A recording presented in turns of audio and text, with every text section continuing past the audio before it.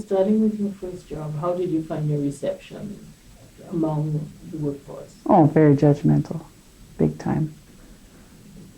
Go on to describe. Just like I didn't really pay attention to it too much, right? I was just there, just trying to be the best worker that I could be at the time, right? And I wasn't really worried about being looked down on or anything, right? People look down on you? Oh yeah, because, well, I'm an Aboriginal female and trying to do men's work, and like I would hear like racial things, but Like what? Could you give me? I don't remember, right? I would just block it out of my head, right? But like I never really paid attention to it. I just kept going, kept trying to work hard and go home at the end of the day safe, and that's really what everybody else's goal is too, right? To not be injured at work. That's a major thing, safety. Did it take an emotional toll on you? Mm, Did you yeah, some days I didn't want to go back because I was Aboriginal, right? And I hated being judged. But like I don't know how I got over it, but I just kept going back and kept working and just trying to improve myself.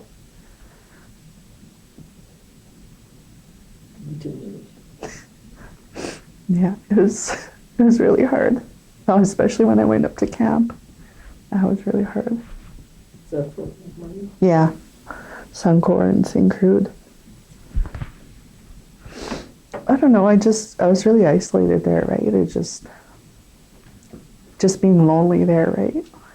Not around my family, which is like, as Aboriginals, we're used to being like with family all the time, and we're family oriented, and then just to be taken away from them, it was not taken away from them, but just not being around them as much as I was used to, right? And so I felt really lonely. But I was there to work and just be the best me, right? Like, I didn't want to have to worry about having to hear, oh, you're stupid Indian or something stupid like that, right? But I just tried to block out all the hurtful words, and like I would go back to my camp room and cry sometimes. The most upsetting thing is, like, I'm just trying to work. That's it. I'm not trying to be here and just be like a token, like, native girl, right?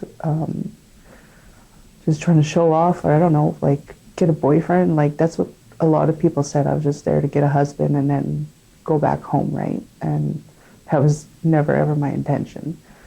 Right away when I go onto a new job site, they say, oh, are you a laborer?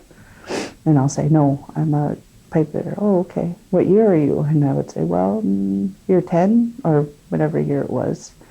And then they would just back off and finally show a little bit of respect. And that was another big thing I thought I didn't like, because say there's a 50-year-old male second-year apprentice, he would get more respect than me because I'm a female and I'm Aboriginal, right? So he would get more respect than me, and like people would say, like a foreman or operator, they would go to him and talk to him before they would come to me when I'm the journeyman of that particular job, right?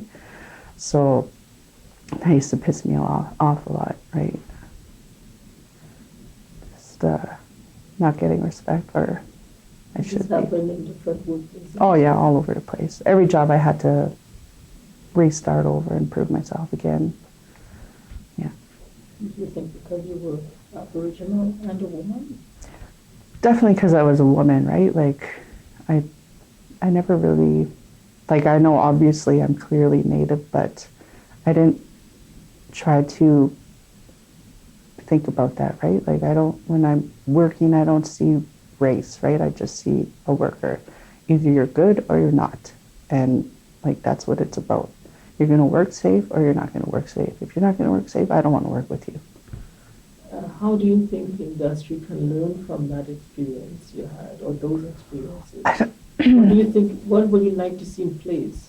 I don't know if there's anything in place. Like we have, I guess they have ethics courses now, but it's really just like a matter of times changing. Like people just have to learn to start respecting one another, and like that's basically it. Like have respect for others.